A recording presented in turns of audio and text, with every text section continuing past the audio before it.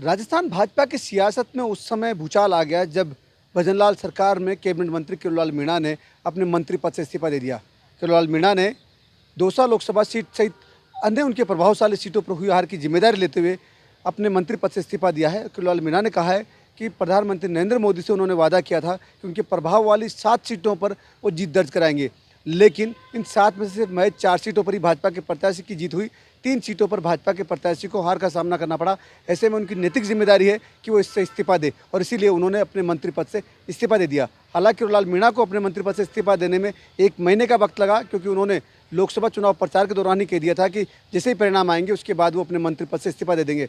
लेकिन इन सबके बीच संगठन और सरकार के स्तर पर उनको मनाने की कोशिश की गई, लेकिन किरोड़ीलाल मीणा नहीं माने और अब उन्होंने अपने मंत्री पद से इस्तीफा दे दिया है। मैंने घोषणा की थी कि मैं प्रभाव वाली सीटें नहीं जीता पाऊंगा लोकसभा में, वो हार गई। 4 जीते 3 हारी, जहाँ विशेष प्रभाव था। मैंने मंत्री पद छोड़ने की घोषणा की थी, मैंने मंत्री पद छोड़ दिया। रणनीति कुछ नहीं होती, पार्टी का काम करेंगे। सत्ता में जो सत्ता का काम करना होगा वो काम करेंगे। अब सत्ता और संगठन ने मेरे को उपचुनाव दौसा में लगाया है, वहाँ परिश्रम की पराकाष्ठा करेंगे और सीट जिताएंगे। मंत्री पद से इस्तीफे के बाद में अब संगठन भी इसको बड़े डैमेज के रूप में देख रही है, क्योंकि बीजेपी प्रदेश अध्यक्ष सीपी जोशी ने भी इस बात को कहा है कि अगर किरोड़ीलाल मीणा ने इस्तीफा दिया है तो उस पर कारणों पर विचार किया जाएगा और उनसे बात की जाएगी। आप लोगों के माध्यम से जानकारी में आया है, अभी पता करेंगे, बात करेंगे इस विषय में।